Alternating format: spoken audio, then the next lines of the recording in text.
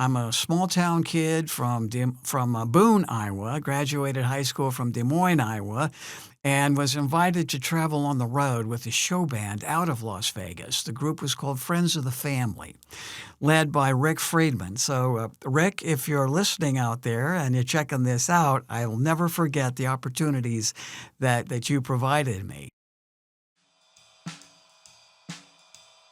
Hey there, I'm Don Rodriguez, founder of the I&I Music Studio. And in today's SoundStage Las Vegas interview, I sit down with Mark Maynard, 40-year Las Vegas performer and Frankie Valli tribute artist. Welcome, Mark Maynard. I'm sitting down with Mark Maynard. And Mark, as I understand it, you played Frankie Valli in a tribute performance on the Las Vegas Strip for many years, starting in the early 90s? That's correct. That's correct. I met how the story got started, if I may share. Yeah, please. Okay, it happened in December of '93. My friend shared with me that I had an uncanny resemblance to Frankie Valli, and we were doing some wedding parties. I was with a rock band at the time, and they requested a song, very popular in 1967. Frankie recorded a song called "Can't Take My Eyes Off of You." So that was the bride and groom wanted that as their dance. And so I did that song with the band. And everybody was really amazed. And that was really the first little seed that got planted in my mind, was to consider pursuing a tribute as Frankie Valli. And so that took me to all of learning the songs, memorizing a lot of things, watching videos of Frankie, really taking a good, close study of him. So how did you start singing in Iowa? So right there in junior high school, I was always wanting to be connected with music. I worked with a local music store. I was selling guitars and equipment. The owner of the store, Jim Graybaugh is his name, and he said, "Mark, you're really good with this. And so when you get out of school at the end of your school day, I want you to come in here and I want to hire you. You'll be on my payroll." And that sounded good to me, just a kid in junior high. And so we were selling guitars. I started giving guitar lessons and got deeper into all of that, okay? And created a local rock band there. And we were called the Blue Invention. We had a group called the Vibrations. As a kid, you kind of migrate. You find more and more polished players. And my brother Craig was with the band, and so we had a terrific group. And we started doing state fairs and doing a little tri-state in the Midwest touring. So what year would that have been? That would have been in 1965. The Beatles and the British invasion was coming in. Right, yeah. And at first, we were all a little bit shy about singing. So we were doing a lot of rock and roll instrumentals, The Ventures was a big instrumental group at the time. Right, yeah, absolutely. Yeah, and so I was trading back and forth from rhythm to lead guitar. My brother was playing bass, and we had a great time with all of that. Eventually then, we moved forward. I graduated from high school. I went a year for junior college, and a group from Las Vegas passing through, Rick Friedman, Friends of the Family. And they were looking for a bass player, and I happened to double on valve trombone, and my vocals were pretty clean and sharp, and they loved it all. So Rick hired me to go on the road with that group. Wow. My first gig out of Des Moines, I left Des Moines. I had a '69 Chevy Impala. I had all of my equipment loaded up, and I drove to Boston. And that was my first getting my feet wet with this show band. We were doing real flashy things like Earth, Wind, and Fire, Three Dog Night, Chicago, because the keyboard player was doubling on trumpet and keyboards, and I was doubling on valve trombone and hammering out the notes on the bass. And we had a great group with all of that. So you got your professional start early, because that's real professional cover work right there. Yes, it is. Yeah. A lot of eyes and ears watching and listening to you, right? So we traveled all up and down the eastern seaboard and into the Midwest, and I did that for about 2 years. The keyboard player was our arranger, music conductor, and everything, and he moved to Las Vegas. And so one interesting day in the afternoon, he called my parents, "Hey, how's Mark doing out there on the road?" And they said, "Funny you should ask that, Bobby, because he left the group." And Bob says, "Is he available?" And, "Well, we'll let you talk with him." And so I got on the phone with Bobby Vaughn, amazing guy. And he said, "Mark, if you're available, I want you to come out to Las Vegas. We got a production out here, and you would be perfect for it. And it's being financed by Wayne Newton." So that sounded pretty solid to me.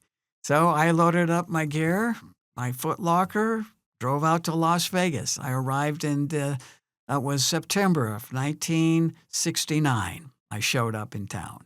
And the journey from that point has just skyrocketed. We did a lot of shows, lounges, some of the showrooms, all of that. And Wayne Newton was a big part of how that happened. And then I broke away on my own.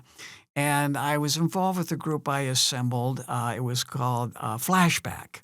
And Flashback got hired by the Sam Boyd Circuit. I don't know if you're familiar with that group, but Gary LeMaster was the entertainment director at that time. And Gary was formerly with an amazing Western cowboy band called Sons of the Pioneers.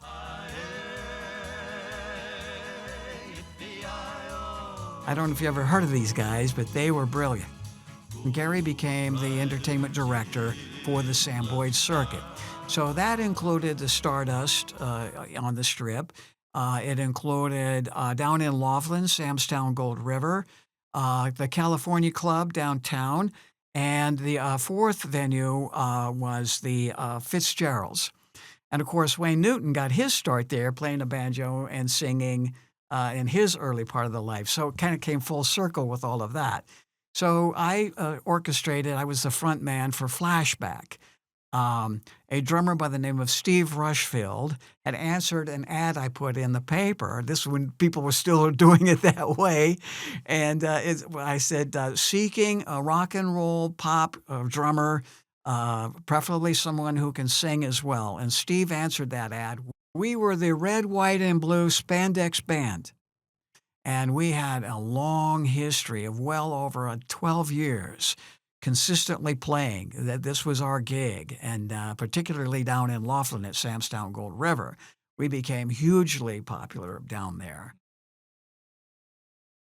And then the Frankie Valli thing started to emerge. And that actually was a result of, as I said, the wedding party that we did. And at that point then, Vaughn Tafraelian, if you're listening, Vaughn, and Vaughn says, "Hey, Frankie's coming into Las Vegas. He's going to do some shows at the Desert Inn. You should make an effort to meet him."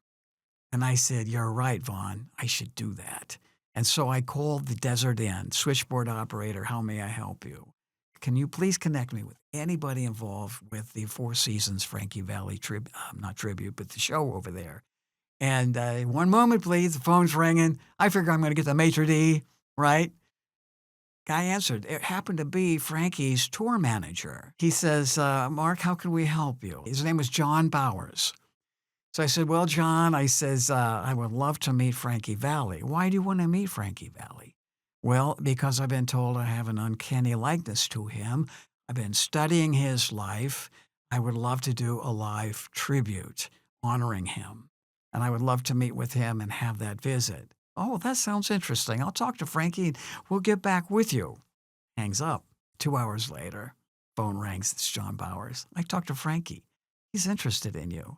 He wants to meet you.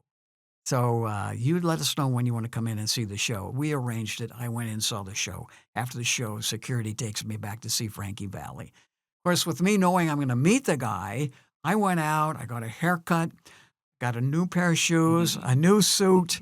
I wanted to be ready. At any point, are you backing out in this whole afternoon, the evening when you're seated and now you know, after this show, I'm going to meet him? I was nervous. There was a lot of anxiety, but I figured, you know what? I put a lot of time and effort into this, and I want to get the man's look and have him hear me, and I need to get him to approve if he will. Okay? I want his blessing, and I want his encouragement. And that's exactly what I received. Now, what security brings me to him, and it was kind of a little embarrassing too, was that there's this long line of people willing to get autographs and albums signed and all of that. And I'm being led to the front of the line. You'd be like, who is this guy, right? Anyway, Frankie says, look, Mark, he says, I'm very interested in what you've got going on here. Refresh my mind. And I said, well, sir, I want to share with you my dream. It's my personal dream. And he says, well, give me your dream. And he was so nice to me. Now, I had people say, Frankie can be cranky. It can be cranky Frankie sometimes, right? But I was able to just zero in on his wonderful personality, and he was really terrific with me. So he says, before we go much further with this, because I did tell him, I want to portray you live on stage. And he said, well, first of all, he said, I love this suit you're wearing. Where'd you get this suit? And I knew I'd made the right move to go and get it was a double-breasted, and interestingly, a shade of purple, and double-breasted Eisenhower cut suit. Oh, nice. I got the suit, I think, at Mastriani's. Mastriani's, The yeah, Italian the shop. original, yeah. Right, the original Mastriani's men's Italian shop. And while I was there, I got this new pair of shoes, right? And Frankie looks down and he says, wow, he got a great sense of humor with me. He says, what'd you do? Go buy a new pair of shoes too to come and see me? And we both laughed a little bit about that. Now I was feeling more at ease, right? So he's got his tour manager, John Bowers, taking notes about all of this, what I'm wearing. So Frankie says, well, getting back to why you're here to see me, he says, you know what? He says, first of all, I appreciate that you have arranged it and you went through all of the processes to meet with me face to face. I appreciate that, Mark. And he says, and then he has a great sense of humor, although I don't think he was kidding. He said, and besides that, and his eyebrow went up a little bit, I've got friends. So I know, okay. In other words, had I not done it in the really proper way, he might have been hunting me down and saying, what the hell is going on here? So anyway, he said, you did the right thing. And he said, I appreciate that. That shows me respect. And he says, so here's the thing. He said, I can't give you a yes or no right now. I need to hear you sing. So I'm going, oh boy, there's no music. This is going to be a cappella. So I launched into the song that he genuinely would start his show with, Working My Way Back to You, Babe. And he liked it. He gave me a thumb up, a little smile. He stopped me. He says, that's pretty damn good, but I want to hear something more. And I knew he wanted to hear the falsetto, the high range that he's so legendary for, right? So I started singing Sherry. Now I get 2 thumbs up, a bigger smile. He says, now we're talking.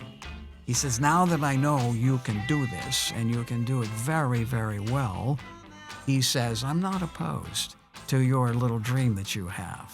Matter of fact, I think you should do this. He said, you're great with it. He said, one thing I really want you to understand, don't let this be a parody because of the high voice. He says, this is my life. He says, it's been amazing for me, and I just don't want it to become a joke, because this is not a joke. I said, well, sir, he says, you can call me Frankie now. Frankie, believe me, I want to be in your skin, in your shoes, and on your stage. I want to do this as close and as possible and as accurately as you yourself are doing this. I said, you're a classy man. You've got a lot of style. You knock it out of the park every time, and that's my goal. That's my intention. He says, well, man, he says, I couldn't ask for anything more than that. He says, and I know you'll do it that way, too. He says, I can just tell that you'll make it work. So he says, you go out there and have fun with this. I had an experience in Atlantic City. I ended up doing about 450 shows for Legends on about 3 different hotel locations, okay? The last location, as I said, was the resorts, okay? On my night off, I went to see Frankie Valli, and he was performing there. And as I'm waiting in line to go in the room, Frankie's tour manager, music director, Robbie Robinson, he saw me, and we visited that night, okay? And Robbie said, "I heard you're doing great things down the boardwalk here. Keep up the fun. Keep it working, Mark." He says, Frankie has kind of limited himself now with the meet and greets. At this, he's 92 now. And he's still out there walking out on the stage and still entertaining and making people have fun and feel good, taking them back to their golden days. And it's amazing that he still just has such a great, deep passion for all of that. I hope I can still Amen. Do that. At 92 especially. Yes. Yeah, 82 yes. ought to be happy. So that particular evening, I was very flattered when they continue to support what I'm doing. So how did you get that falsetto? I mean, how did you come across it? When did you start to develop it? Tell me about your falsetto, and because that's the big thing to land that job, especially auditioning for Frankie Valli himself. Yes. Yeah, I was singing a lot of different variety of 50s, 60s music. So the falsetto was a part of that sound, although Frankie put it in front of everything and made it the melody, the lead, and a lot of the other falsettos. Now, I was in the band. I was doing, you might remember Lou Christie. He had some big songs. One of them that I was doing in the band was Lightning Strikes, okay, which required that high falsetto. Del Shannon. In the harmonies. And the harmonies. Right, yeah, you're right. I was understanding how to transcend or make the transition from a second tenor to a first tenor, the falsetto and all of that, okay? So my training ground was with these other bands, these other rock bands. And so then, and Can't Take My Eyes Off of You is not really a falsetto song either. Right. So I'm getting requests. They said, "Why don't you guys do a medley of the Four Seasons?" So that was Sherry, Big Girls Don't Cry, Ragdoll, Don Go Away, which, by the way, triggered a thought right here. I want to shout out to my girl, Dawn. She's going to probably check this out later. So, and all of the falsetto tunes, and even songs like some of my personal favorites are like, I don't know if you know this song by title. It's called Girl Come Running. And Frankie's singing tunes that even extend beyond Sherry or Big Girls Don't Cry. So my falsetto training, so to speak, it wasn't any technical training, no vocal lessons. I just learned that I had that. I became aware that I had that. And I would listen to the records and I would sing along with that. And it became a thing where I'm going and it didn't hurt my voice, and I've been able to maintain it probably because I have a pretty good self-discipline with getting rest. I don't smoke, and I rehearse nearly every other day to keep it in shape, keep it fresh, keep it ready. And I keep myself hydrated, a lot of water. I have a product called Throat Coat Tea, and so I'm drinking that in the morning. And I was doing 3 shows a week. I was doing Saturday, Sunday, and Mondays, and it was a 70-minute show, a lot of energy, and it was strictly myself. There were no other vocalists with that show. There was one a little piece in there, a beautiful vocalist, Annie was her name, and she came out and did 2 songs so I could have a costume change. Yeah, thank God. Yeah, And a but I break. was doing 65 minutes straight, and I was singing all the big falsetto songs, working my way, Let's Hang On, all of that. And how many nights a week was that? 3 nights a week. 3 nights a week. Yeah. So I think what people underestimate is that the Las Vegas performer is so professional and so talented and so capable because of that. It's like working on a cruise ship. You're almost never off. From the kid in Iowa selling guitars to the young man who asks Frankie Valli for permission to perform as him. There's a lot of growing up. There has to be, yes. especially not just on a professional level, but on a human level too. Yes. Well, part of my journey, because I don't want to give the wrong impression that it's just simply been entertaining as an entertainer all my life. I spent 22 years with the Clark County Parks Department, maintenance, boots on the ground. Everything from pruning trees, cutting grass, cleaning toilets, removing graffiti, vandalism, and that was a full-time 40 hours a week job. And I'd like to add to the mix here for particularly those who are parents and have children, Hmm. okay?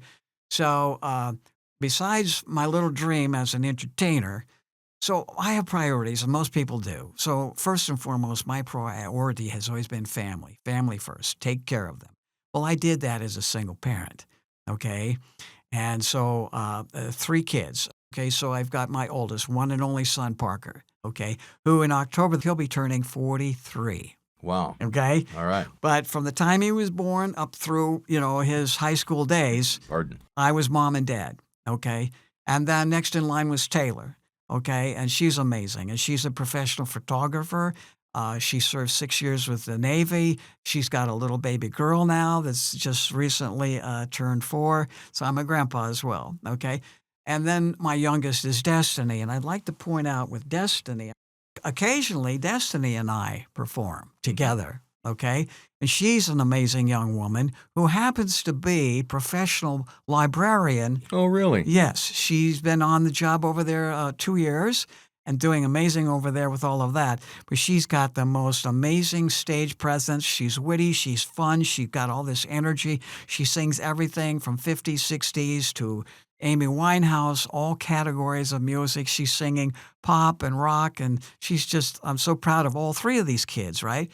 So I had the privilege to raise them and help them along their young adult journey. Okay. So I'm spinning some plates here. And okay, so you got 3 kids and they need to be taken care of. Do it. But don't give up on your dream. The kids don't want you to give up on your dream. Right. And so you've got all of these people that want to see you succeed. Now, granted, there are some people who have a nature about themselves where they're very competitive. They don't see with peripheral vision that there's probably room for all of us somewhere. I've had it said about me, as a matter of fact, Mark's amazing with his Frankie Valli tribute. Why isn't he working more, okay, on stages, going on cruise ships and everything? And then anybody who knows my story, like I shared with you today, they'll say, well, that's because he's a single parent and he has parental responsibilities, and he doesn't begrudge that. He loves that. He gets the joy of contributing to these young children's lives and taking accountability to be a good father, okay? So does that mean that he's not a good father if he's chasing selfishly, uh, not being involved so much as a dad? Does that mean that he's not serious about being a good entertainer? I don't think so. I think the message is we can do it all, and we can do it all really well if we put ourselves in that frame of mind. The kids can be happy. They can be fine, well-rounded young adults now. I can be happy because I'm happy with the joy that they bring my life. I can be happy because I've been able to be smart enough to hang on to a job that now I get a pension for. See, I don't have to accept the opportunities that are below my pay grade. You know what I'm saying? I don't want that to sound like I'm being egotistical, but there's a lot of others who would be happy to have that. Just for an example, they'd be happy to have a gig that is going to pay the rent for that month. Okay? Right. Whereas I'm not in those shoes. Okay? And I'm not trying to sound critical for they didn't work it out that way. I don't know their personal circumstances, so I'm not going to be judging that. Not at all. Right. I just know, as you said, I was extremely lucky, fortunate, and blessed. But guess who did the work? That's exactly right. And I think the work of it's always often overlooked. Like you just said, you have to be self-disciplined. When the throat felt like, oh, I got to belt these out again tomorrow night, I would gargle with warm salt water, you know. I would go to bed earlier to get that extra rest, And these different processing methods that you just shared would have to become enough self-discipline, you know? And I feel that I really respect anybody who is going to hang on to their dream and do the work. But I just like to shout out to all of those who are pursuing opportunities to be on a stage, okay? And I would not try to direct anybody on how to make it work. For me, it was as I knew, as long as I do my part in being a good dad and taking care of them, that, the universe would bring me the opportunities. And that's how it all fell into place. I was down in Laughlin at the Riverside doing a lot of shows. I would get off work from the county, get home, shower, drive to Laughlin, do the show. The show would be finished by 10. I'm on the road coming back. I'd be in bed just before 1 in the morning, then get up at 4:30 to run through the county work as well. And it just kept working that way. So, yeah, it can be a grind. But, it depends on where your passion is. If you really want to do it, you got to make those efforts.